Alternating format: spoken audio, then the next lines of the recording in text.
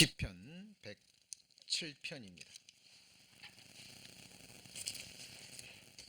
시편 107편.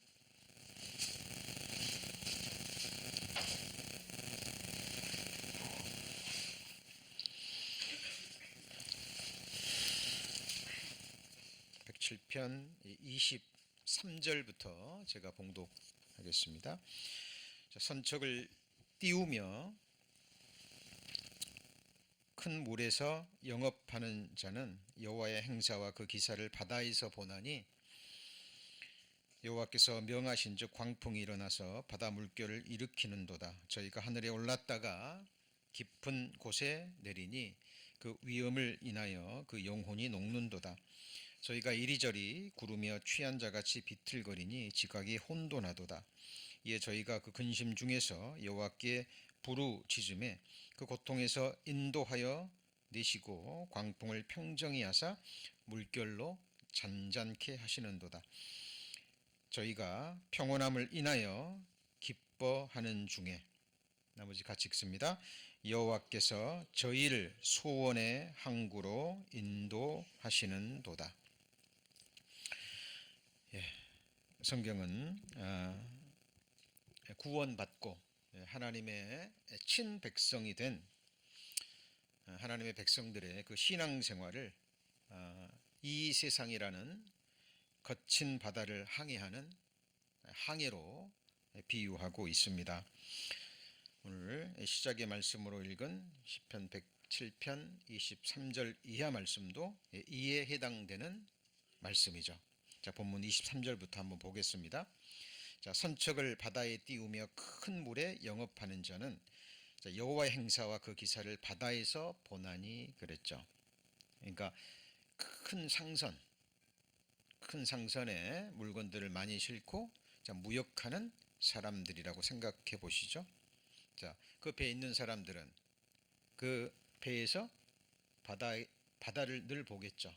그리고 바다에 광풍이 일어나면, 바람이 일어나면 그 바다가 어떻게 되며 그 배는 어떻게 되는지 삶으로 체험한 사람들입니다. 자, 25절에 여호와께서 명하신즉 광풍이 일어나서 바다 물결이 일으키는도다. 사람들이 혼미해지겠죠. 혼미해질 겁니다. 실제로 배를 타는 사람들의 이야기를 들어보면요, 정말 정신이 혼미해진답니다.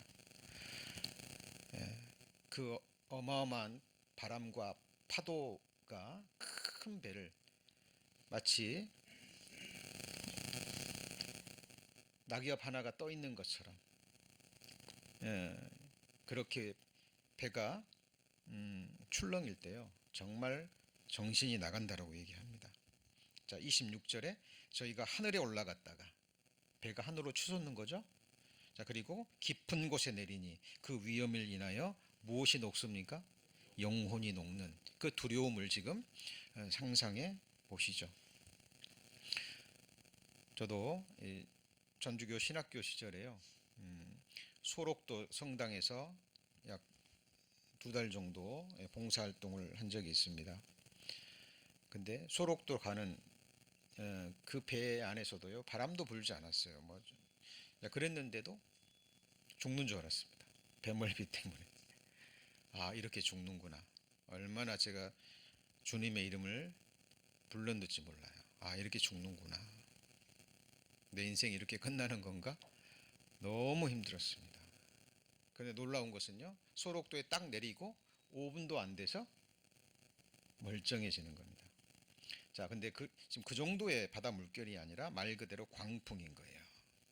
27절, 저희가 이리저리 구르며 취한 자같이 비틀거리니 지각이 혼돈하도다.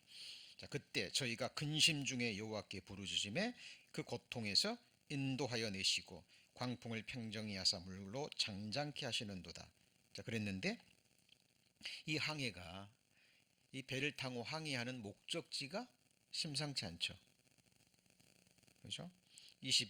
30절에 저희가 평온함을 인하여 기뻐하는 중에 여호와께서, 같이 읽습니다.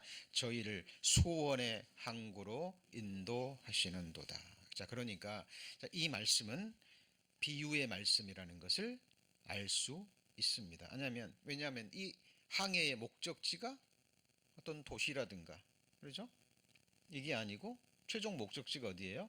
소원의 항구입니다. 이 말씀 때문에 자, 이 시편 107편 23절 이하의 말씀은 우리 눈에 보이는 바다에서의 항해가 아니구나라는 것을 정확하게 알 수 있습니다. 자, 소원의 항구, 우리말로는 소원의 항구로 번역이 됐습니다. 영어 성경에는 뭐라고 되어 있습니까? Their desired heaven이라고 되어 있습니다. 그들이 갈망하는 어디예요? heaven, 천국.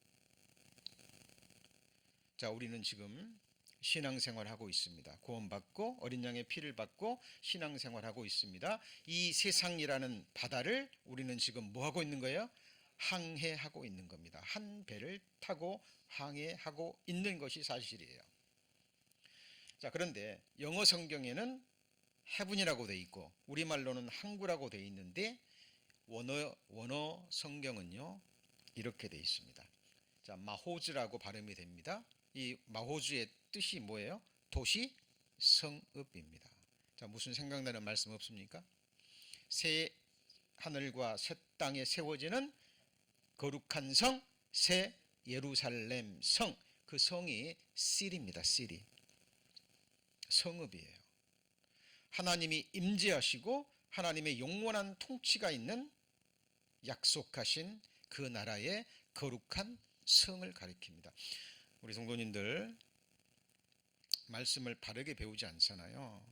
그러면 우리의 신앙생활이요 그냥 주일날 예배 드리고 또 왔다가 또 뭐 교제한다고 잠깐 모이다가 헤어지고,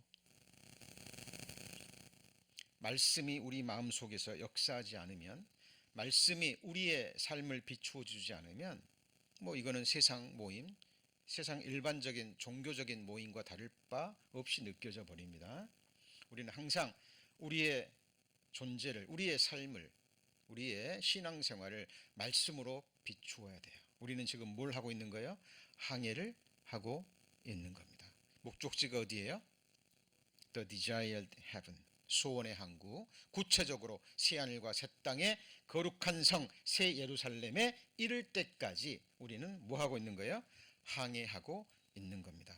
그러면 왜 하나님이 바다를 만드셨고 왜 바다를 말씀에 기록하시고 이렇게 신앙생활로 비유하고 있을까요? 자, 바다라는 곳, 바다의 광풍이 불면 이렇습니다. 예, 앞에 불만 조금 꺼주시겠어요? 네. 렘브란트라는 화가가 그린 그림이라고 하는데요. 광풍이 불면 배가 이렇게 됩니다. 이 안에 있는 사람이 얼마나 혼미백산할까요? 자, 그런데 이 바다는 정확하게 세상이라는 것을 우리는 여러 말씀을 통해서 확인할 수 있는데 그 중에 한 말씀만 살펴봅니다. 다니엘서 보면 7장 3절에 큰 짐승 넷이 바다에서 나왔는데 그 모양이 각각 다르다 그랬죠. 자, 기억하셔야 될 게 큰 짐승 넷이 어디서 나왔어요? 바다. 자, 짐승 넷 바다 기억하시고 이 말씀을 기록하고 7장 17절에 이 말씀을 해석해요. 짐승은 뭔지, 바다는 뭔지. 자, 그 내 큰 짐승은 내 왕이라. 어디에서 일어나요? 세상에 일어날 것이로되. 그러니까 짐승은 왕이고 바다는 어디예요? 세상. 세상입니다. 자, 이것을 마음에 일단 두셔야 돼요. 자, 그리고 또 하나 결정적인 말씀. 우리 구원받은 그리스도인들, 하나님의 약속을 받은, 하나님의 소망을 받은 하나님의 사람들의 영혼과 삶이 항해라는 것, 정확한 목적지가 있는 항해라는 것을 보여주는 결정적인 말씀이 있습니다. 히브리서 6장입니다. 히브리서 6장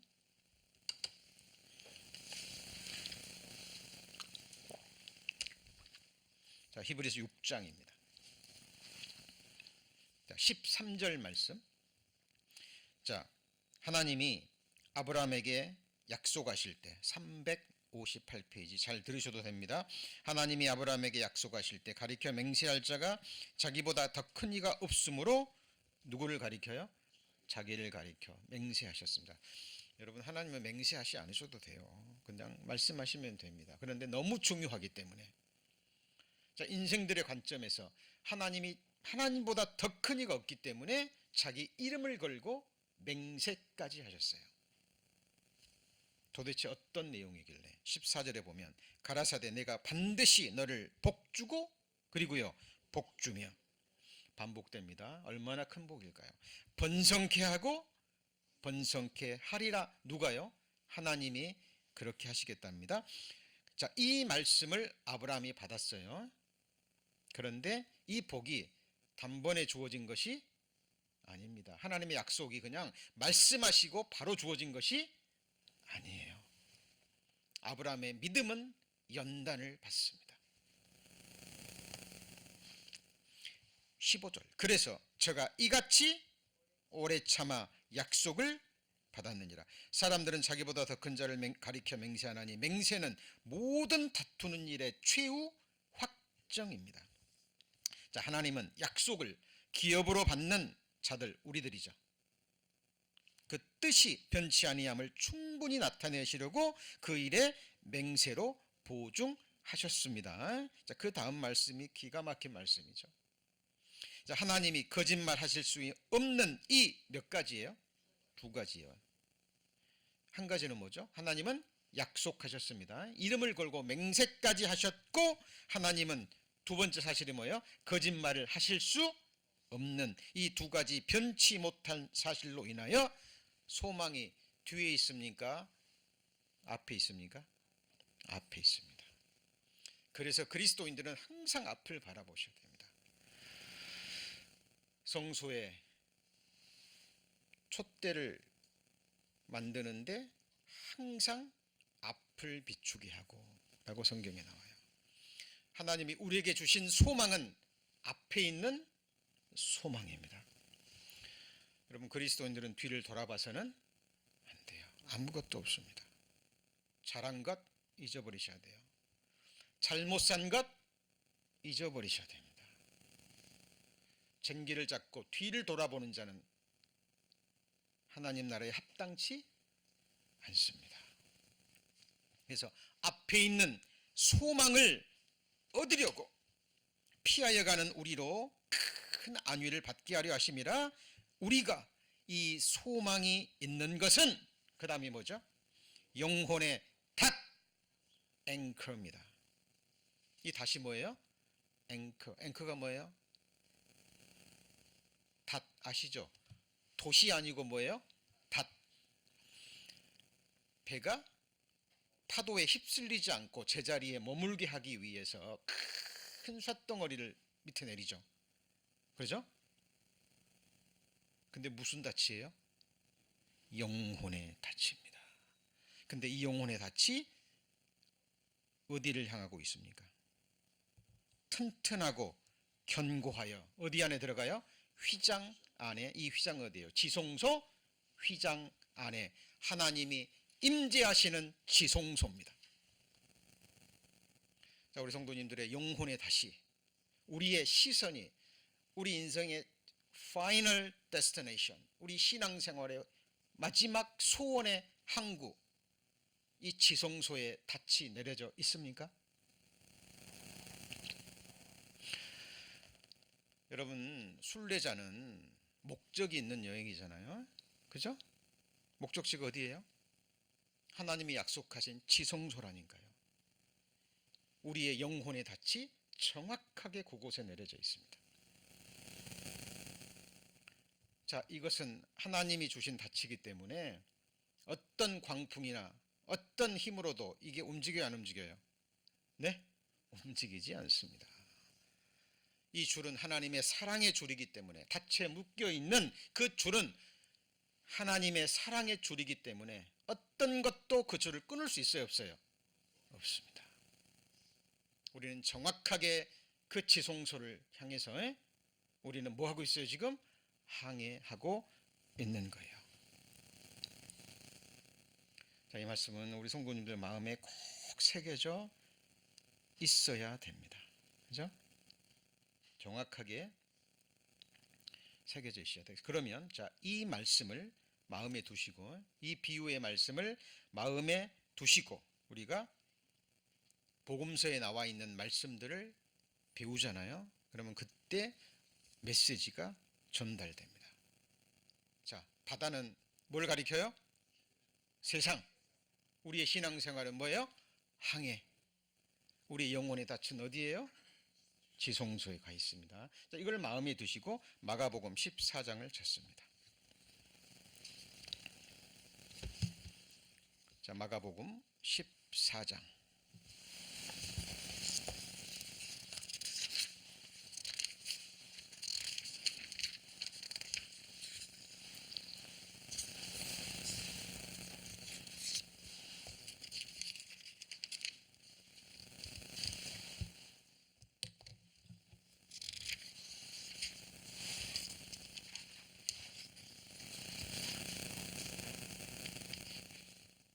자, 마가복음 14장에 보시면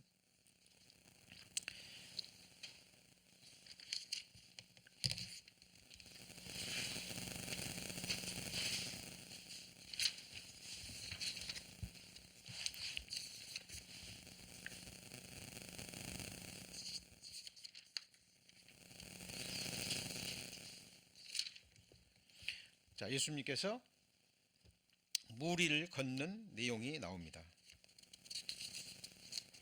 예수님이 물 위를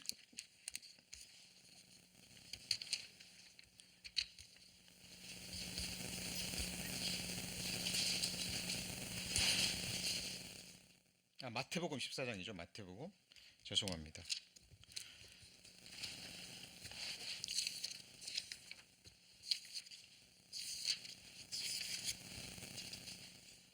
마태복음 14장입니다. 마태복음 14장 24페이지 25절부터 볼까요?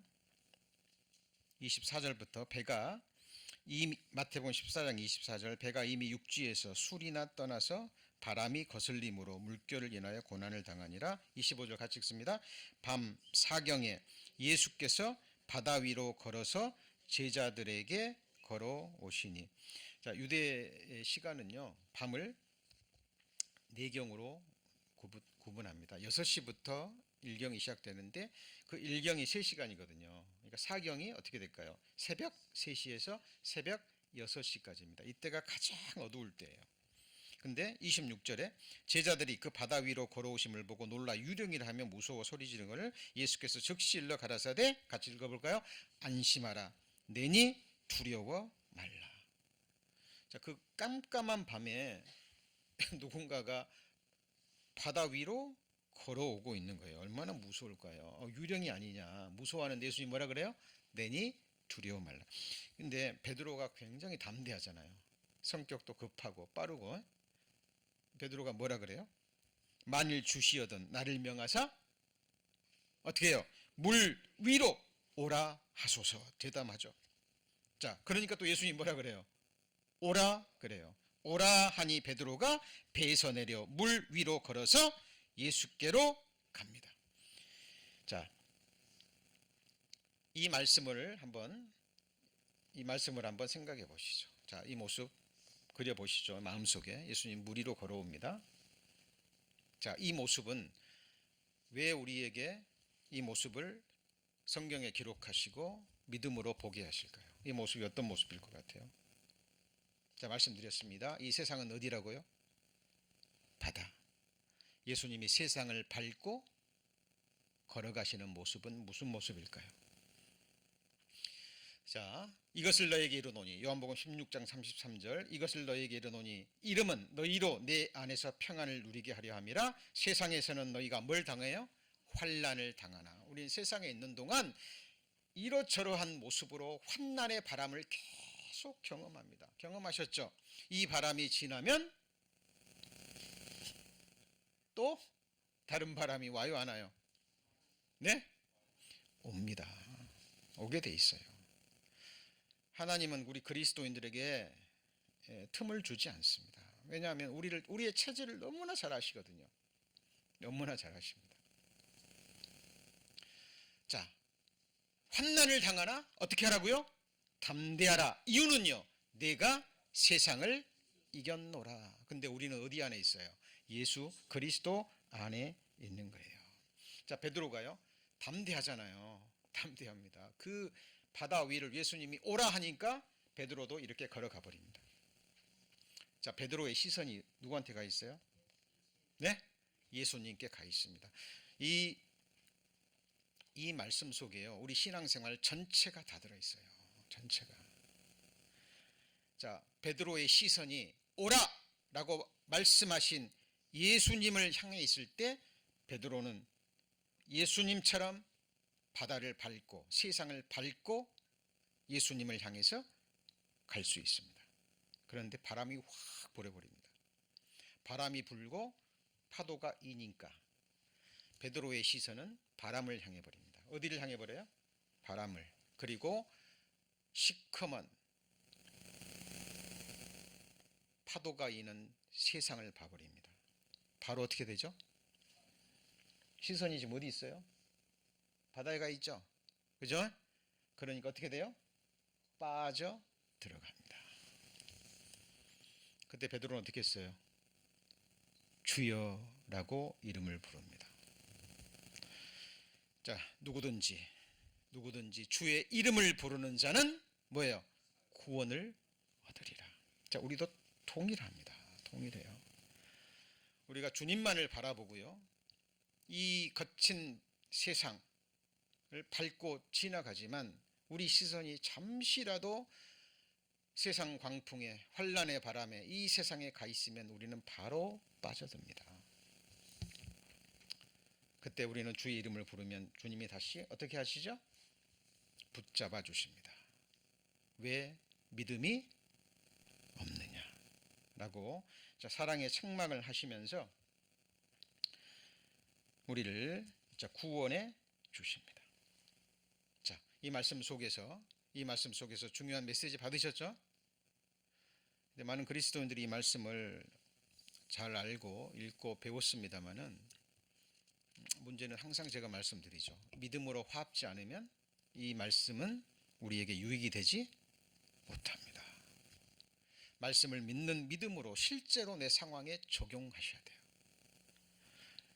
우리 그리스도인들은 삶은 환란이 이러저러한 모양으로 여러 모양의 고난이 겹칩니다. 그때마다 그 환경을 보고 형편을 보고 바람을 보면 세상에 빠져들어가요. 그러나 감사한 것은 그러려고 할 때 또 이 말씀이 또 우리를 붙잡아서 다시 시선을 돌려 주를 향하고 주님의 이름을 부를 때 주님이 다시 건져 올려주십니다. 이것이 우리의 신앙생활이에요. 자, 이 말씀과 함께 우리가 또 생각해야 될 말씀이 있습니다. 자, 마가복음 4장입니다.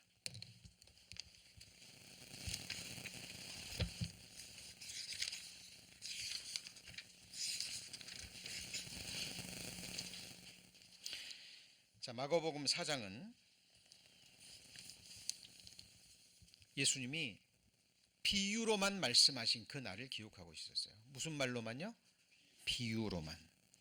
자, 이 4장 2절에 보시면 이에 예수께서 여러 가지를 비유로 가르치시니 그 가르치시는 중에 저희에게 이르시되 그랬죠. 그래서 씨 뿌리는 자의 비유가 나오고, 그렇죠? 자, 그리고 또 무슨 비유가 나옵니까? 겨자씨 비유도 나오고 말 아래 등잔불의 비유가 나옵니다. 자, 그리고요 34절 보시면 34절 비유가 아니면 뭐하지 아니하시고요 말씀하지 아니하시고 이날만. 자, 이 말씀을 가지고요 신천지에서는 성경의 모든 말씀을 비유로 풀어버립니다. 이단의 특징이 뭐라고요? 어떤 한 말씀만 딱 뽑아가지고 그 말씀을 모든 말씀에 적용시켜서 그 말씀으로 맞춰버립니다. 그러니까 모든 말씀을 비유로 풀어버립니다. 아니에요. 이거는 뭐예요? 이날만. 무슨 날만요? 이날만. 자, 그리고 35절 그날 뭐 할 때요? 저물 때에. 그러니까 아직 그날이죠. 그렇죠? 아직 우리 날이 다 지나가지 않은데 날이 저물어 가네 그러죠. 그때 다시 그날입니다. 비유로 말씀하신 그날에 우리가 같이 읽습니다. 저편으로 건너가자라고 말씀하십니다. 자, 이 말씀, 자, 저편이 어디냐면요. 자, 여기 보시면 가버나움에서, 어디에서요? 가버나움에서 거라사까지입니다. 그러니까 1차적인 목적은 어디예요? 거라사입니다. 1차적인 목적지는 거라사예요. 여기 무덤 사이에 귀신 들린 그 불쌍한 사람을 구원해 주시기 위해서 예수님이 가시자는 겁니다. 1차적인 의미입니다. 그러나 여기에는 깊은 비유의 말씀이 들어있어요. 예수님이 지금 우리 성도님들에게 뭐 하자고 말씀하셔요? 저편으로 건너가자. 우리의 신앙생활은 뭐라고요? 항해. 그리고 우리는 세상이라는 이 거친 바다를 항해하고 있습니다. 자, 지금 이 세상은 어떤 곳입니까? 이 편은 어떤 편이에요? 죽음이 있습니다. 재앙이 있습니다. 질병이 있습니다. 각종 사건 사고가 있습니다. 성도님들, 지금 이 도둑과 강도들이 날뛰고 있는 거 아시죠? 뉴스마다 지금 연말이 되니까요, 여행 가는 사람들이 많아가지고 이 빈집털이하는 도둑들, 뭐 사무실, 직장, 뭐 가릴 곳 없이요, 그것도 떼강도들이 몰려다니고 있습니다.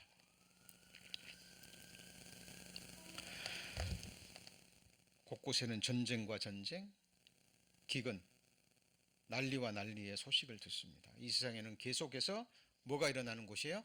광풍이 일어나는 곳입니다. 그런데 가는 도중에, 예수님이 배 타고 가는 도중에 예수님이 가자, 저편으로 가자 그랬는데 뭐가 일어나요? 광풍이 불어버립니다. 광풍. 갈릴리 바다에 가끔씩 돌풍이 분다 그래요. 굉장한 돌풍이 불면 웬만한 배들은 그냥 뒤집어진다고 합니다. 자, 이 상황입니다. 근데 이 상황인데 예수님이 뭐 하고 계셔요? 배 뒤에서 뭐 하고 계십니까? 주무시고 계십니다. 주무시고 계세요. 그러니까 제자들이요, 예수님을 원망하면서 우리가 죽게 되었는데 우리를 돌아보지 아니하시나이까 라고 얘기를 합니다. 그때 예수님이 일어나셔서 뭐라고 얘기합니까? 바다더러 이르래. 거기 39절, 마가복음 4장 39절, 예수께서 깨어 바람을 꾸짖으시며 바다더러 이르되 뭐라고요? 잠잠하라 고요하라 하시니 바람이 그치고 아주 잔잔하게 되었습니다. 자, 이 말씀이 우리에게 무엇을 의미할까요? 자, 저희가 심히 두려워 서로 말하되, 같이 있습니다. 저가 뉘기에 바람과 바다라도 순종하는고 하였더라. 여러분은 이 예수 그리스도를 누구라고 생각하십니까? 자, 오늘은 성탄절이라고 해서 세상 사람들이 예수님의 탄생일로 지키고 있습니다. 그런데 정말 예수 그리스도가 누구시며 왜 이 세상에 오셨고, 그분이 우리 자신과 어떤 관계에 있고, 예수님이 행하신 일이 무엇이고, 지금도 행하고 계시는 일이 있죠. 그리고 앞으로 행하실 일이 있습니다. 그걸 정확하게 알고 믿고 예수 그리스도와 바른 관계를 가지고 믿음 가운데 살고 있을까요? 자, 우리는 이것도 항상 말씀드리지만 기록된 말씀을 통해서 우리에게 확증하셔야 됩니다. 정확하게 기록된 말씀을. 자, 앞에 한번 보실까요? 아모스 4장 13절에 보면 대저 산들을 지으시며 뭘 창조해요? 바람을 창조하며 자기 뜻을 사람에게 보이며 아침을 어둡게 하며 땅의 높은 데를 밟는 자는 그 이름이 만군의 하나님 여호와니라. 이 말씀도 그냥 읽으시면 안 됩니다. 뭘 창조해요? 바람을 창조하신 분입니다. 바람은 보이지 않죠. 여러분, 이 바람이 광풍이 불거나 태풍이 불면 이 바람의 힘이 얼마나 센 줄 아시죠? 자, LA는 뭐 그런 걸 경험하기 어려운데요. 이 동부 쪽이나 이런 쪽에서는요, 이 돌풍이 불고 그 막 자동차까지 날려버리잖아요. 그 바람이 지나가면 집이 다 사라져 버립니다. 동부 쪽에 가면 전부 다 지하가 있거든요. 지하가. 그 이유가 뭐냐면 이 바람 때문에 그래요. 그 바람이 불면 어디로 들어가라고요? 지하로. 무섭습니다. 토네이도가 한번 불면 대단하잖아요. 이 바다나 이 세상에 바람이 한번 불면 그런 일들이 일어납니다. 그런데 성경의 바람은 항상 환난과 고난을 상징합니다. 뭘 상징해요? 환난과 고난입니다. 자, 이게 뭐 아침을 어떻게 해요? 어둡게 합니다. 이게 무슨 의미일까요? 여러분, 사람이요 이렇게 평화롭게 형통하게 살아가다가 재앙과 고통이 언제 닥칩니까?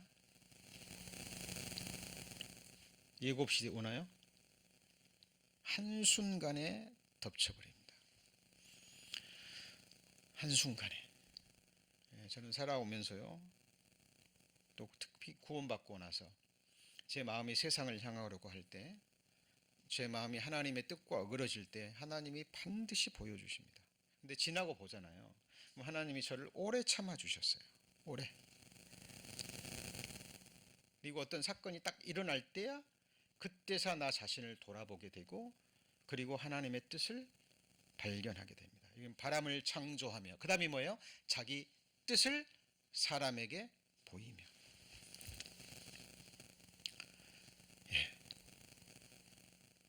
저 같은 경우는 보면은 항상 아이들에게도 왔던 것 같아요. 아이들에게. 제가 천안에서 사역할 때요, 제 마음이 좀 교만했던 것 같아요. 교만했던 것 같습니다. 그래서 마음속에 계속 어떤 마음들이 일어나고 누구를 판단하게 되고, 그러면서 내가 이 길을 계속 가야 되나. 너무 힘들었어요. 너무 힘들었습니다. 내가 이런 상황에서 내가 계속 복음을 전해야 되고 이 길을 가야 되나. 하루에도 12번씩 힘들었습니다. 그리고요, 그 천안의 앞마당을 이렇게 생각하면서요, 막 갈등하면서 걸어가는데, 제 큰애가요, 그 며칠 전에 자전거를 하나 사줬거든요. 사고 싶다 그래가지고. 근데 그 큰애가 뒤에서 아빠 하고 자전거를 몰고 언덕길이거든요. 언덕길로 확 내려가는 겁니다. 그래서 나는 이제 브레이크를 잡겠지 했어요. 그런데 브레이크가 고장이 나버린 겁니다. 그리고 그 언덕길로 확 내려가더니 얘가 공중으로 휙 날아가더니 거기 도랑이 있거든요. 도랑에 개천이 있고 거기에 뾰족뾰족한 돌들이 많이 있습니다. 걔가 날아가 가지고 그 개천에 머리를 쳐박는 거예요. 정신이 번쩍 들었습니다. 몸이 온 것처럼 그냥 돼버렸어요. 그래서 막 뛰어내려가 가지고 얘를 잡았는데 얘가 아무 일도 없었다는 듯이 번쩍 일어나는 거예요. 그런데 바로 바라보니까 그 옆에 뾰족뾰족한 돌들이 있는데요, 그 사이에 머리를 박은 거예요. 얼굴은 완전히 시궁창을 뒤집어 쓰고. 그 순간 저도 모르게 뭐라 그랬을까요? 하나님 감사합니다. 잘못했습니다. 잘못했습니다. 하나님은요, 우리의 마음의 피부를 살피시는 분입니다. 제가 이런 간증을 하려면 끝이 없어요. 끝이 없습니다. 그런데 순간순간 하나님은 보여주십니다. 보여주셔요. 자, 여기 보시면 뭘 창조해요? 바람을. 자, 성경의 바람을 뭘 의미한다고요? 환난과 고난과 어떤 역경입니다. 인생은, 하나님은 인생을 아셔요. 고난이 없잖아요. 하나님 찾지 않습니다. 이런 형통의 삶이 계속 되겠지라고 생각해요. 세상에서 이러저러한 고난과 재난의 소식이 들려올 때 나하고는 상관없는지라고 생각합니다. 그렇지 않습니다. 내 주변에서 일어나는 일들이요, 나를 향하신 하나님의 거룩한 메시지입니다. 범사의 그를 인정하라. 그리하면 그가 내 길을 지도하시리라. 저는 복음을 전하면서요, 이렇게 병원 신방을 많이 갑니다. 병원 신방을 제가 전도인이 되기 전에도 1년 동안 맡았던 봉사가요, 말기암 환자들, 이제 사형 선고 받은 사람들을 제가 1년 동안 교직에 있으면서 복음을 전하러 다녔습니다. 그때는 너무 힘들었어요. 너무 힘들었습니다. 왜 힘들었을까요? 네, 가족들이 부탁하는 거예요. 뭐 한 달 남았네, 2달 남았네, 뭐 일주일 남았네, 부탁하는 겁니다.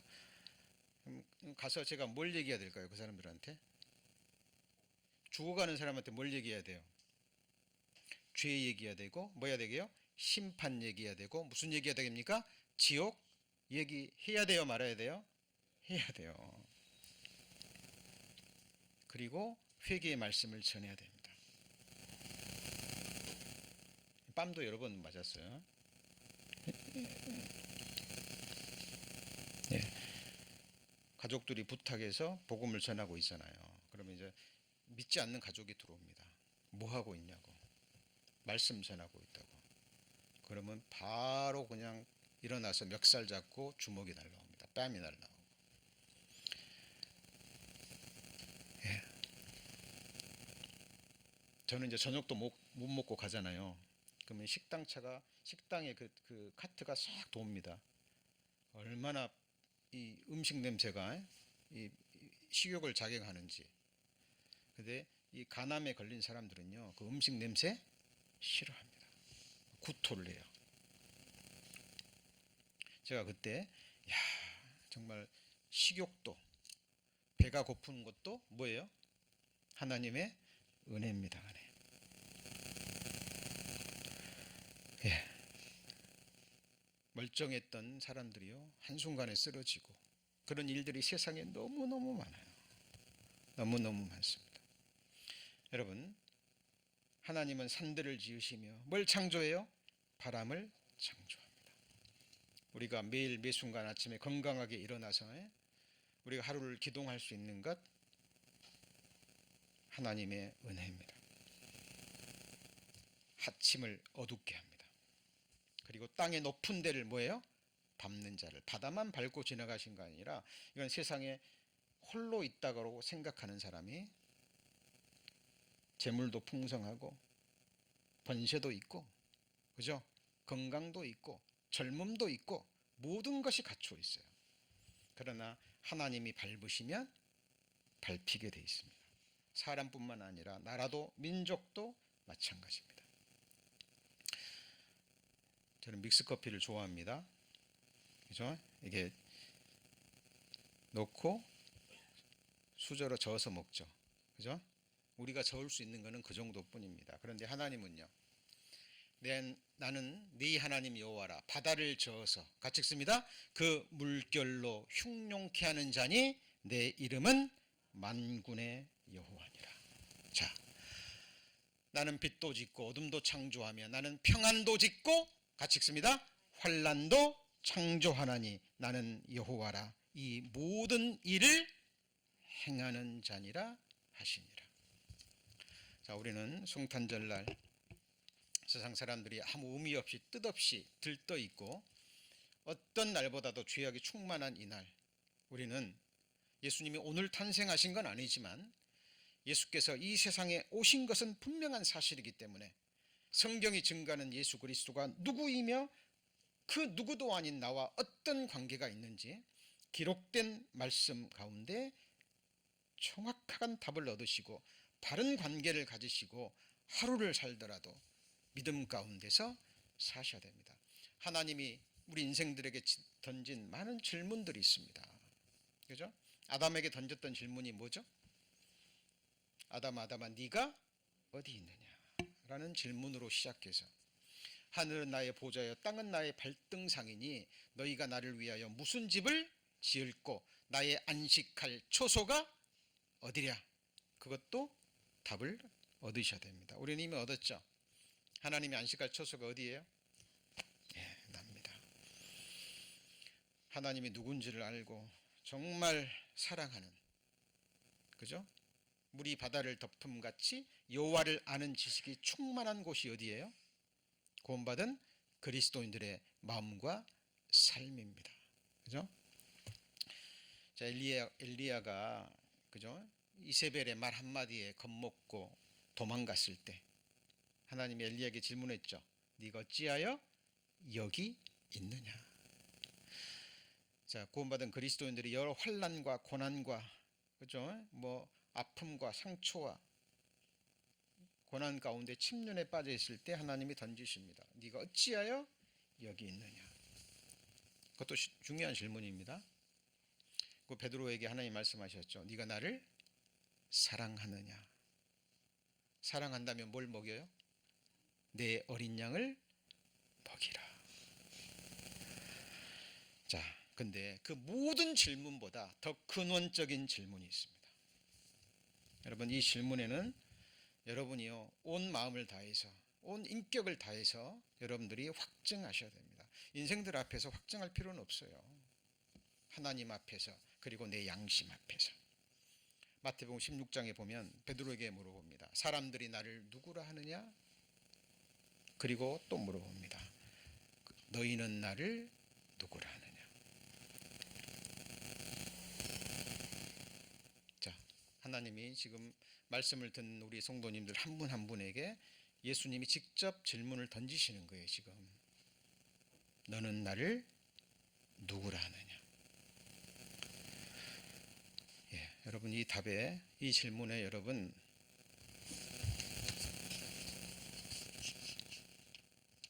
올인하실 수 있어야 됩니다. 예, 저의 창조주입니다. 나를 있게 하신 존재의 근원이시죠. 맞습니까? 부모가 나를 지었어요? 아니죠. 부모가 나를 뜻했습니까? 아닙니다. 영원전에 영원하신 계획을 품고 하나님의 형상대로 존귀하게 나를 계획하셨어요. 내 부모를 통해서 정확하게 어머니의 모태에서 나를 조직하시고 때와 장소, 외모, 성격 모든 것을 하나님이 계획하시고 하나님의 형상대로 존귀하게 창조했습니다. 과거에 나라는 존재는 없었고 지금도 나와 동일한 존재는 없습니다. 앞으로도 있어요? 없습니다. 하나님은 나는 하나님 앞에 보배입니다. 보석이에요. 보물입니다. 보배가 되려면, 보물이 되려면 희귀해야 되죠. 그죠? 희귀해야 됩니다. 나는 유일무이한 존재예요. 그리고요, 보석이 아무리 아름다웠어도 빛이 없으면 그게 보석인지 알아요? 몰라요? 모르죠? 이따만한 다이아가 있다고 해보죠. 어둠 속에 있습니다. 빛이 나요? 안 나요? 나요? 안 나요? 나지 않습니다. 그러나 그것이 빛 가운데 드러나면 찬란한 빛을 내요. 보석의 특징이 뭔지 아시죠? 뭐 루비, 사파이어, 또 뭐가 있습니까? 뭐 옥, 뭐 진주. 그러나 보석의 빛깔은 다 다르죠. 보석이 내는 광채, 아름다움은 다 다르지만 결국은 뭘 받아야 됩니까? 빛을 받은 모습이에요. 여러분, 우리 나라는 존재가, 나라는 인생이 하나님의 말씀의 빛을 받지 않으면 어둠 속에, 동굴 속에 기어다니는 그런 미물과 아무런 차이가 없어요. 여러분, 너희는 나를 누구라 하느냐? 나의 창조주입니다. 그렇죠? 그리고 지금도 내 심장을 뛰게 하시는 분이 누구예요? 네? 하나님이십니다. 내 피를 돌게 하시는 분이 누구예요? 하나님이십니다. 내게 호흡을 주고 계시는 분이 누구죠? 하나님이십니다. 지금 성도님들에게 소중한 사람, 귀한 것, 쓰고 있는 모든 재물 누가 주셨습니까? 네? 하나님이 주지 않으면 아무도 받을 수 없어요. 또한 하나님이 누리게 하지 않으면 어떤 것도 우리는 누릴 수 없습니다. 자, 무엇보다 하나님은 우리의 뭐예요? 창조주입니다. 나를 지으신 분이에요. 나를 있게 하신 분입니다. 내 존재의 근원이십니다. 우리가 우리를 지으신 여호와 앞에 같이 해보시죠. 무릎을 꿇자. 여러분, 살아계신 부모님 앞에서는 무릎 꿇어도 돼요, 안 돼요? 됩니다. 살아계신 부모님 앞에 큰절하면 돼요, 안 돼요? 됩니다. 왜? 나를 낳아주고 키워주신 분이니까.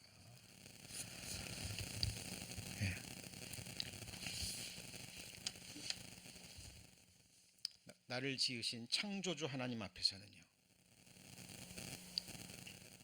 당연하죠. 당연한 겁니다. 여러분, 근데 이 창조주가 나를 뭐 하셨어요? 구원하셨습니다. 나를 지으신 하나님이 나의 구주가 되신 거예요. 그리고 나를 구원하시기 위해서 또 하나님이 뭐가 되신 거예요? 나의 희생제물이 되신 거예요. 희생제물. 그래서 예수님은 나의 창조주, 그 다음에 나의 뭐예요? 구주, 그리고요, 나의 구주, 그리고 나의 속죄제물. 창조주이시고 구주이시고, 이 구주라는 말은 영원한 속죄를 이룬 우리의 영혼의 구주라는 말 뛰어넘어서 우리 삶 가운데 어려움, 고난, 환난, 질병, 역경 가운데서 우리를 건져주시는 구원의 의미도 되는 거예요. 그죠? 자, 우리 성도님들이요, 이렇게 큰 수술을 앞두고 있을 때 항상 기도 부탁을 합니다. 그분들은 이 기도가 무엇인지 아시는 분들이에요. 기도의 능력을 체험하신 분들입니다. 그래서 있는 사정을 그대로 내놓고 성도님들의 그 귀한 기도를 받기를 원합니다. 실제로 수술할 때 그 의사의 손길과 마음 주장하시는 분이 누굴까요? 네? 실제로 하나님이세요. 하나님이십니다. 범사의 그를 인정하라 그랬잖아요. 모든 약의 재료를 주신 분이 누구예요? 하나님이시죠. 그 의사들이 가지고 있는 그 의술을 그죠? 만들 수 있는 그것이 어디서 나왔어요? 사람의 지혜와 지능과 능력에서 나왔습니다. 그 능력이 어디서 왔는데요? 하나님으로부터 온 겁니다. 그리고 하나님이 나의 속죄 제물이 되시고, 그 하나님이 나의 영원한 뭐가 되세요? 대제사장이 되십니다. 우리에게 있는 대제사장은 우리 연약함을 치유하지 아니하는 자가 아니요 모든 일에 우리와 한결같이 시험을 받은 자로 돼 죄는 없으신 분입니다. 우리의 대제사장이십니다. 지금도 살아계셔요. 그 예수님이 지금 이 자리에 계셔요, 안 계셔요? 계십니다. 자, 예수님은 하나님이십니다. 그리고 초월에 계시는 분이에요. 아버지 보좌 우편에도 앉아 계시지만 성령 하나님의 모습으로 지금 우리 안에 거하시고 우리 가운데 임재해 계십니다. 그리고 하나님은 그 예수 그리스도는 나의 증인이 되십니다. 누가 되신다고요? 나의 증인입니다. 이게 무슨 말이냐면, 하나님 앞에서, 천만 천군 천사 앞에서, 그리고 모든 사람 앞에서 나를 증거해 주실 분이 누구예요? 바로 나의 증인이라는 거예요. My witness. 제가 이렇게 하나님이 나를 경고하실 때 잠깐 얘기했는데요. 지금 한 10년, 7, 8년, 10년 됐나요? 우리 가족들이 네 사람이 프리웨이를 타고 가다가요, 뒤에서 차를 받아버렸습니다. 뒤가 한 3바퀴 정도 돌았어요. 돌아가지고 빙 도는데 뒤에서요, 엄청난 속도로 큰 차들이 나를 향해서, 우리 차를 향해 달려오는 게 보입니다.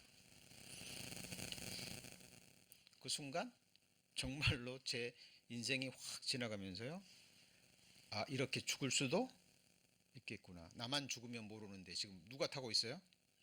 온 가족이 다 타고 있습니다. 한 3바퀴 도는데 차들이요 막 확 들리고 있습니다. 차를 달라오고 있는 거예요. 깨익 하는 소리와 함께 뭐 종이 하나 정도 차이, 진짜로 섰습니다. 정신이 혼미했어요. 한참 있는데 제 옆에 있던 한 사람이 나와가지고요. 저희 와이프는 거의 정신을 잃고 있는데 문을 열고 맥을 잡아보더라고요. 맥을 짚고 잡아보고 물어보고 자기는 파이어파이터랍니다. 그리고는 경찰이 올 때까지 한 15분, 20분 정도 기다렸어요. 근데 안 오더라고요, 경찰이. 근데 제가 옆에 이제 차에 항상 이제 제가 읽을 책을 항상 갖고 다니거든요. 뭐 시간 날 때 이제 읽으려고. 근데 뭐 책이 없네요. 자기 기다리고 싶지만 나 가야 된다고. 급한 약속이 있어서 가야 된다고. 책을 줬더니 거기 뒤에다가 몇 마디 적어주는 거예요. 자기 전화번호, 이름 적고 뒤에 크레이지 드라이버가 내가 봤는데 저 뒤에서부터 크레이지 드라이버가 80, 90, 뭐 100 가까이 운전하면서 계속 크레이지 드라이브를 했다. 그리고 이 차가 내 뒤를 뭐 했다고요? 받았다라는 이 증언을 해준 거예요. 근데 경찰이 왔습니다. 경찰이 와가지고 경찰이 왔는데 알맨이었던 것 같아요. 5분도 안 돼가지고요. 한 10명의 친구들이 쫙 왔어요. 5분도 안 돼가지고. 경찰이 왔는데 그 경찰을 10명의 그 알메니아들이 꽉 쏴버리더라고요. 완전히 원으로. 폴리스 리포터를 썼는데 내가 잘못했다는 거예요. 그죠? 그 사람이 가고 있는 데가 급하게 뛰어들어가지고 내가 급하게 뛰어들어서 내 뒤를 받을 수밖에 없었다라고 경찰 리포터가 와버린 겁니다. 변호사를 선임해 갖고 하는데요. 그 파이어파이터에 뭐가 없었으면요. 증인이 위튼이 없었으면 저는 꼼짝없이 당한 거예요. 꼼짝없이. 누가 이겼을까요? 제가 이겼습니다. 뭐 때문에요? 증인 때문에. 3500년 전에 성경도 없었고 하나님이 아브라함을 선택하기도 전에 욥이라는 인물이요. 지금 나의 누가요? 증인이 하늘에 계시고 그 다음에 나의 뭐예요? 보인. 나를 보호하는 사람인데 영어 성경에는 my record라고 그랬어요. 근데 이게 원어적인 의미도요. 이 증인과 보인. 이 증인인데 나를 그 나의 증인이 나를 변호했죠. 변호했잖아요. 몇 마디 적어준 것이 결정적으로 이기는데 됐잖아요. 근데 그것이 뭐예요? 레코드입니다. 레코드. 레코드가 뭐죠? 기록입니다. 여러분이요 지금 주일 예배에 나와서 말씀 듣고 같이 식사하고 같이 교제하고 이런 것이요 전부 다 마이 뭐가 되죠? 레코드가 되는 거예요. 이걸 가지고 이걸 뭐 하나님이 심판한다는 그런 의미가 아니고 자 정말 하나님 앞에서 천만천군천사하게 나라는 존재를 하나님이 뭐 하시는 거예요? 증언하시는 거예요. 내 피로 사신 내가 피로 산 몸된 교회 한 지체로 언제 어느 때까지 신앙생활하고 그죠? 주님의 몸된 교회를 섬기고 함께 힘써 복음을 전하고 하나님이 나를 증인하시고 보호하시는 겁니다. 그래서 성경에 예수 그리스도가 누구인지 나의 창조주, 나의 구주, 나의 주, 나의 희생제물 그리고 나의 누구예요? 증인이라는 거예요. 여러분 이 증인과 변호인이요 얼마나 중요한지 제가 특히 미국에 와서 교통사고가 하도 많이 나다 보니까 그 하도 많이 10번은 안 넘어갔어요. 근데 한 6, 7번 정도는 난 것 같아요. 예. 그리고 이 교통사고뿐만 아니라 어떤 사건 사고가 일어나면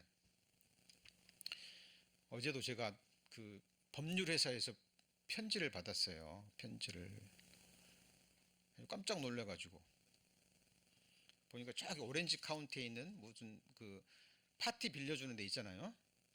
예, 뭐 거기서 나를 수를 했대요. 나는 거기 간 적도 없는데. 그래가지고 이제 휴스턴에 제 조카가 변호사니까 이제 전화를 해서 물어봤어요. 사진 찍어서 보내주고 이게 무슨 얘기냐 그랬더니 나와 동일 인물, 이름이 똑같은데 어떻게 이제 내 이름을 추적해가지고 주소로 보낸 거예요. 그래가지고 네가 고소를 당했다.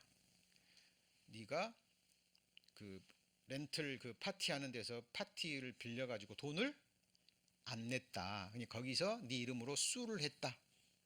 그러니까 내가 너희를 변호해서 도와줄 수 있다라고 온 거예요.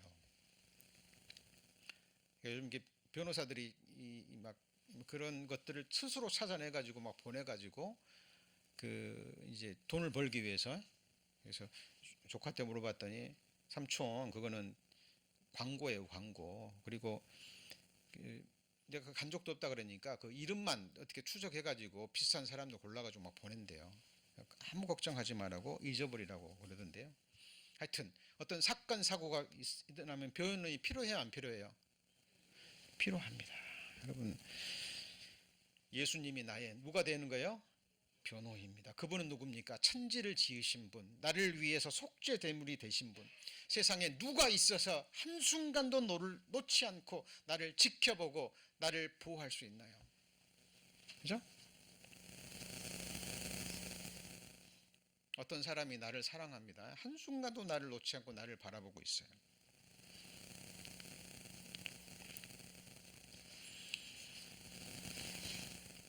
그러나 주님은 실제로 우리 성도님들에서 눈을 떼셔요, 안 떼셔요? 안 뗍니다. 눈 깜짝할 동안도 놓지 않으시고 침 삼킬 동안도 놓지 않으시고 우리를 지켜보시고 바라보십니다. 왜요? 하나님의 보배이기 때문에 그래요. 자, 나의 자녀들아, 내가 이것을 너에게 쓰면 너희로 죄를 범치 않게 하려 함이라. 만일 누가 죄를 범하면 아버지 앞에서 우리에게 누가 있어요? 대언자, advocate, 변호자라는 의미죠. attorney라는 동일한 의미입니다. 자, 아버지 앞에서 누가 있어요? 대언자. 예를 들면 우리가 고범죄를 범했습니다. 사탄은 와서 송사합니다. 욥이 범죄할 때, 욥이 무슨 일이 있을 때 바로 사탄이 하나님 앞에 가서 고소하죠. 그죠? 그것처럼 그러면 예수님이 아버지 보좌 우편에서 나를 뭐예요? 대언합니다. 예, 압니다. 죄를 범했습니다. 구원받았지만 연약해서 아직 믿음이 부족해서 이 죄를 또 범했습니다. 그러나 내가 이 사람을 위해서 뭐 했어요? 속죄 제물이 되었고 이 범한 죄를 내가 미리 보고 알고 내가 담당하고 피 흘려서 영원한 속죄를 이루었습니다. 그리고 그 피가, 내 흘려주신 피가, 지금은 넘어졌지만 이 피가 다시 이 사람을 일으킬 거고 내가 이 사람을 하나님 앞에서 온전케 할 것입니다 라고 누가 대언해요? 누가요? 대언합니다. 이 예수님의 기도가 쉼이 있어요, 없어요? 쉬지 않습니다. 항상 아버지 보좌 우편에서 우리를 위해서 뭐 하십니까? 간구하십니다. 이거 여러분 쇼업이 아니에요. 제가 다시 일어설 수 있었던 이유, 예수님의 기도가 아니었으면 저는 수십 번 수백 번 넘어져서 못 일어났을 거예요.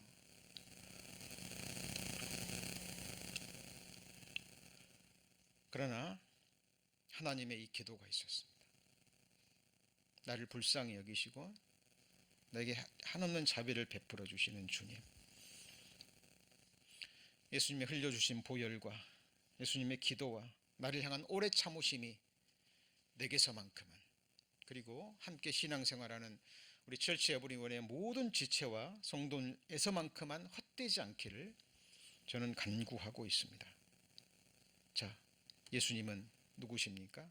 주께서 나의 의와 송사를 뭐 하셨고요?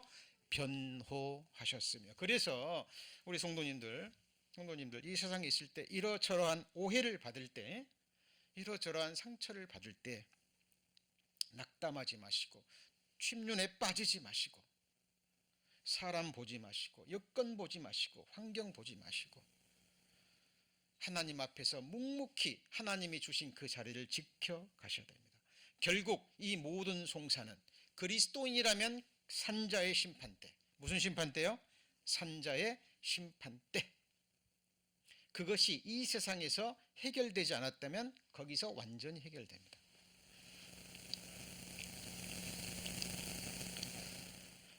구원받지 않으면 죽은 자의 심판대, 송사는 반드시 해결돼야 되는 거예요. 자, 이거는 모든 관계입니다. 모든 관계예요. 가족 간에도 마찬가지입니다. 부모 자식 간의 관계, 남편과 아내 관계, 육신의 형제들 간의 관계, 구원받은 그리스도인의 관계, 세상에서 직장에서의 사람들과의 관계, 모든 관계 속에서 많은 사람들이 아픔을 겪고 고난을 겪고, 그죠? 위로도 받고 힘도 얻고, 그죠? 사랑도 받지만 반면에 그렇지 않은 일들이 훨씬 더 많죠. 많잖아요. 실제로 많습니다. 그 모든 송사는 해결되는 겁니다. 그래서 원수 갚는 것을 누구한테 맡기라고요? 네? 내게 맡기라. 세상에서 해결되지 않는 것은, 내게 어떤 큰 죄를 범한 사람이요, 정말 죄를 깨닫고 정말 중심에서 통회하고 회개하고 살아있을 때 나와의 어떤 관계가 해결되지 않았다면 하나님은 그 모든 것을 누가 갚아주셔요? 네? 하나님이 실제로 갚아주신다니까요. 이거는 반대로 내가 누군가에게 어떤 죄를 범하고 잘못을 했는데 그것을 깨닫지 못하고 내가 회개하고 청산되지 않았다면 나 또한 그것이 해당됩니다. 자, 그래서 예수님은 나의 뭐가 돼요? 변호인도 되시고 나의, 같이 해보시죠, 심판주도 되십니다. 하나님은 공의 하나님이에요. 맞죠? 우리가 하나님을 향해서 헤아리는 그대로 헤아림을 주시는 분입니다. 나를 존중히 여기는 자를 내가 존중히 여기고 나를 멸시하는 자를 내가 멸시하리라. 여러분, 나의 중보자 또 되십니다. 중보자라는 건 미디에이터라는 의미입니다. 그죠? 다른 사람이 중보자가 될 수 없어요. 그래서 지금 중보 기도라는 말을 흔히 쓰는데요, 이해는 갑니다. 그런데 이게 성경적으로 보면 잘못된 거예요. 우리의 중보자는 오직 누구예요? 예수 그리스도. 그리고 중보 기도는 누구만 할 수 있어요? 예수 그리스도만 할 수 있어요. 왜 그러냐면 우리가 사람의 사정을 안다고 하지만 100% 다 알아요, 몰라요? 알아요, 몰라요? 내 아픔, 내 사정, 내가 받은 상처, 어려움, 고난, 환난, 말로도 다 표현할 수도 없고 또 표현해서도 안 됩니다. 내 사정을 어느 정도, 내 고난을 이해하고 기도 부탁은 할 수 있죠. 그죠? 그래서 우리는 같이 해보시죠. 서로 기도하라. 서로가 서로를 위해서 뭐 할 수는 있어요? 기도할 수 있어요. 그 기도를 명하셨습니다. 누군가가 아프면 정말 위해서 기도하고, 누군가가 어떤 어려움이 있으면 그 사정을 보고 위해서 기도하고, 기도를 뭐 하는 거예요? 받는 거예요. 중보 기도라는 것은 나의 사정을 100% 온전히 알고 내가 영육간에 정말 필요한 것이 아시는 분이 누구예요? 예수 그리스도입니다. 중보 기도는 누구만 드릴 수 있어요? 예수 그리스도만 드릴 수 있고, 중보자는 오직 한 분이십니다. 하나님과 사람 사이에 뭐도요? 중보도 한 분이시니 곧 사람이신 그리스도라. 예수님은 완전한 하나님이시면서 완전한 누구예요? 사람이십니다. 여러분, 그분에게 우리의 죽고 사는 것, 흥하고 망하는 것, 부하고 가난하게 되는 것, 높아지고 낮아지는 것, 그분께 있습니다. 그분께 있어요. 그리고 모든 것이 누구 거예요? 하나님의 것입니다. 제가 구원받고 가정생활을 하면서도요, 결혼하면서 구원받기 전에 종교생활 할 때는요, 그런 마음이었어요. 와이프 누구 거예요? 내 거. 근데 결혼하고 나니까, 결혼이 뭐고 가정생활이 무엇인지 말씀을 통해서 알고 나니까 내 아내이기 전에 누구예요? 하나님의 아내입니다. 하나님이 지으셨고 하나님이 지으셨고, 같이 보시죠. 너를 지으신 자는 너의 남편이시라. Your maker is your husband. 이 세상에 살아있는 동안 돕는 배필로 하나님이 잠시 내게 주신 사람이지만 내 것이 아닙니다. 하나님의 것이에요. 하나님의 보배입니다. 하나님이 피로 사신 하나님의 완전한 작품이에요.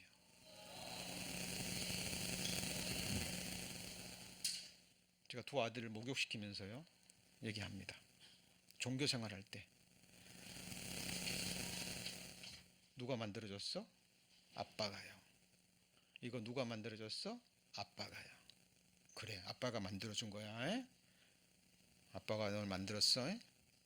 구원받고 나서요 이들을 또 목욕시키는데 이거 누가 만들었어? 아빠가요. 아니야, 아빠가 아니라 하나님이 너를 지으셨어.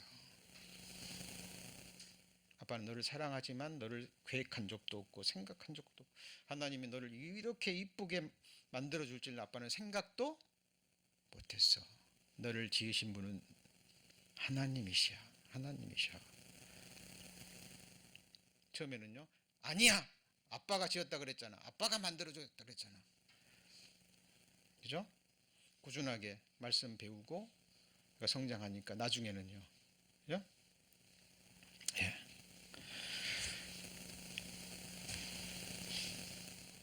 여러분, 예수 그리스도가 누굽니까? 너희는 나를 누구라 생각하느냐. 자, 이거를요 성경에서는 반석으로 우리에게 설명하십니다. 수요 말씀 때 6개월에 걸쳐서 제가 반석에 대해서 말씀드렸습니다. 반석. 반석이 뭐죠? 평평한 어떤 근원, 토대, 기초, 터라는 의미입니다. 여러분, 우리가 두 발을 딛고 살 수 있는 이 땅을 만들어 주신 분이 누구죠? 예수 그리스도입니다. 배우셨죠? 첫 번째가 뭐예요? 내신 반석, 낳으신 반석. 의미가 달라요. 내셨다라는 건 나를 만드셨고 창조하셨고, 낳으셨다라는 것은 나를 거듭나게 하셨습니다. 낳은 반석, 내신 반석. 두 번째가요, 구원의 반석. 내 영혼을 구원해 줄 뿐만 아니라 우리 성도님들 어려운 일이 있을 때, 환난이 있을 때, 그죠? 정말 천지전능하신 하나님의 도우심이 필요할 때 누구 앞에 나가겠습니까? 네?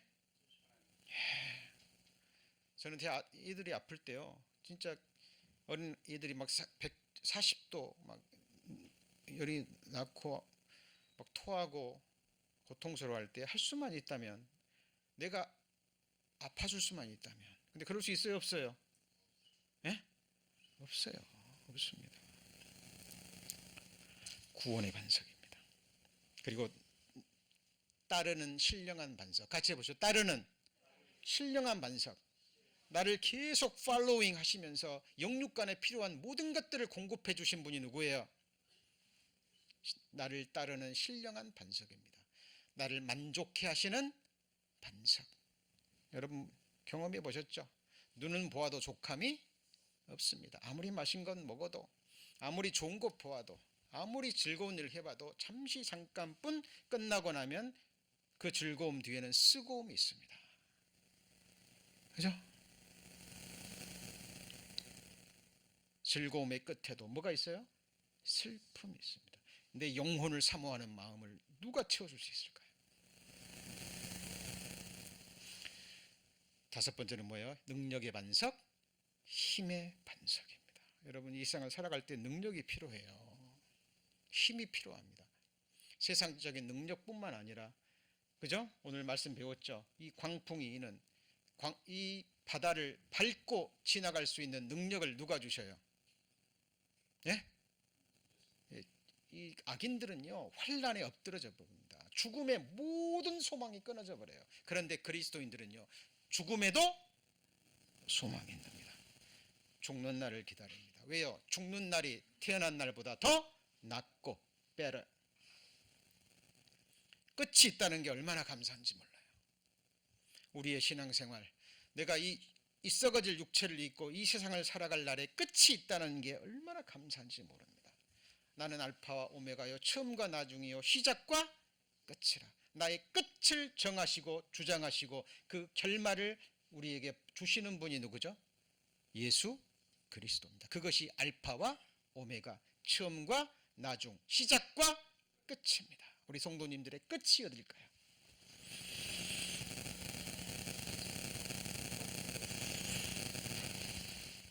여섯 번째가 영원히 의뢰할 반석. 무슨 반석이요? 영원히 의뢰할 반석. 사람은 의지가 되지 못합니다. 진정한 의미에서 의뢰가 되지 못해요. 호흡이 끊어지면 당장의 진토로 돌아갑니다.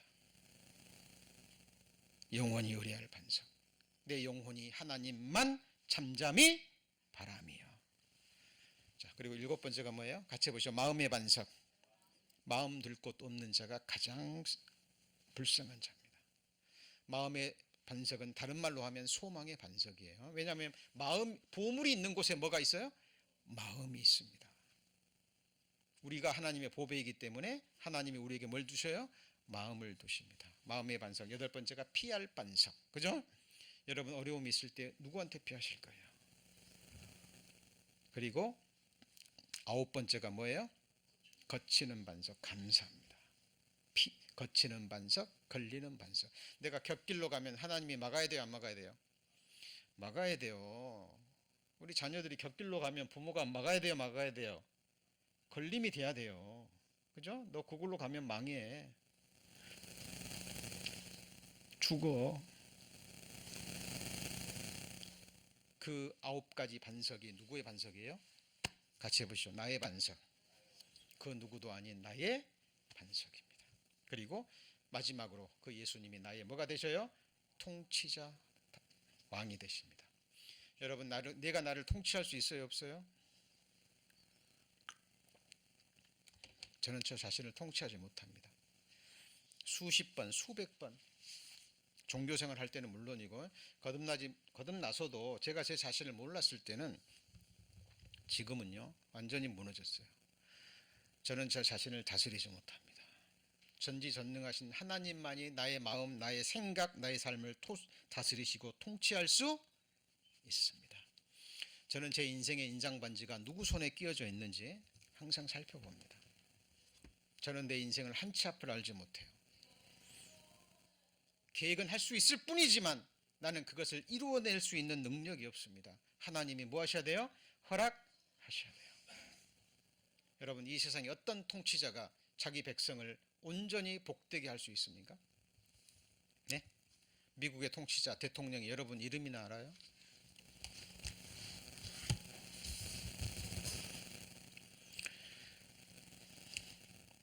이 2차 세계대전 때요, 히틀러가 모든 독일 사람들이요, 히틀러가 우리를 복되게 할 줄 알았습니다. 왜? 기가 막힌 웅변에 기가 막힌 능력으로 사람들을 운집하고 유럽의 한 나라 한 나라를 정복하기 시작했을 때 독일의 백성들은요 신으로 모셨습니다. 누구를요? 신으로. 히틀러가 가져온 것은 죽음과 멸망과 완전히 폐허가 되어버린 독일뿐이었습니다. 여러분, 저와 여러분의 영원한 통치자 누굽니까? 네? 네. 여러분 정말 내 왕이 누군지 여러분 살펴보십시오. 내 마음 보좌에 누가 왕으로 계시는지. 우리 몸된 교회의 머리가 누굽니까? 예수님이십니다. 저가 바다에서와 바다까지와 땅끝까지 다스리시리니. 자, 새하늘과 새 땅은 바다가 없어요. 없죠? 이 바다는 어딜까요? 천년왕국의 바다입니다. 이 세상을 가리키는 거예요. 이 세상 모든 민족 하나님이 다스리십니다. 그리고 복음의 절정이 있습니다. 오늘 마지막 말씀입니다. 자, 복음의 절정이 뭔지 아세요? 예수님이 우리를 위해서 죽으셨고 영원한 속죄를 이루셨다. 복음의 시작점입니다. 이게 없으면 아무것도 아니에요. 복음의 시작점이에요. 근데 복음의 절정은 바로 이 말씀입니다. 좋은 소식을 가져오며 평화를 공포하며 복된 좋은 소식을 가져오며 구원을 공포하며 시온을 향하여 이르기를 같이 읽습니다. 네, 하나님이 통치하신다. Your God reigns. 하는 자의 산을 넘는 발이 어찌 그리 아름다운고. 여러분, 이 소식을 안고 산을 넘으면 그 발에서 얼마나 냄새가 날까요? 얼마나 인간적인 눈으로 보면 더러울까요? 먼지가 뒤집어 쓰고 산을 넘었는데 발이 얼마나 지저분해질까요? 그런데 성경은 말합니다. 내 하나님이 통치하신다 하는 자의 산을 넘는 발이 어찌 그리 아름다운고. 복음의 절정이 뭐예요? 여호와께서 하나님이 뭐예요? 통치하십니다. 그 세상이 같이 해보시죠. 진짜 세상.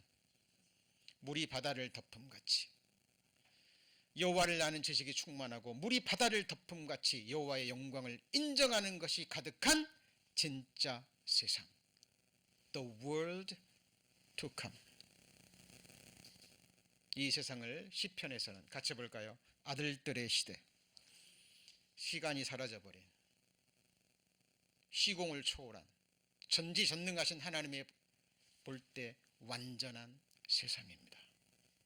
이것이 세상 사람들이 말하는 천국이에요. 눈물도 슬픔도 아픔도 죽음도 다시는 서로에게 상처를 주거나 그죠? 서로를 정죄하거나 판단하거나 죄를 지을 가능성도 없는 완전한 세상. 그 세상이 약속되어 있습니다. 이 나라를 성경에서는 같이 해보시죠. 약속하신 나라. 그 나라로 우리를 데려가시기 위해서 주님 다시 오십니다. 오늘 성탄절을 맞이해서 성경이 증거하는 예수 그리스도,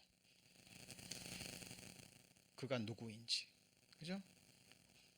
바다를 밟고 지나가시는, 바다를 잠잠케 하시는 예수님을 보고 제자들이 저가 뉘시기에, 그죠? 우리 성도님들 신앙생활 하는 동안에 예수 그리스도가 누구인지 마음에 깊이 새기시고, 그리고 오늘 우리의 신앙생활은 뭐와 같다고요? 항해. 세상은 뭐와 같아요? 바다. 우리의 최종 목적지는 어디예요? 소원의 항구. The desired heaven. 마호즈. 하늘 예루살렘의 성읍입니다. 기도하시겠습니다. 하나님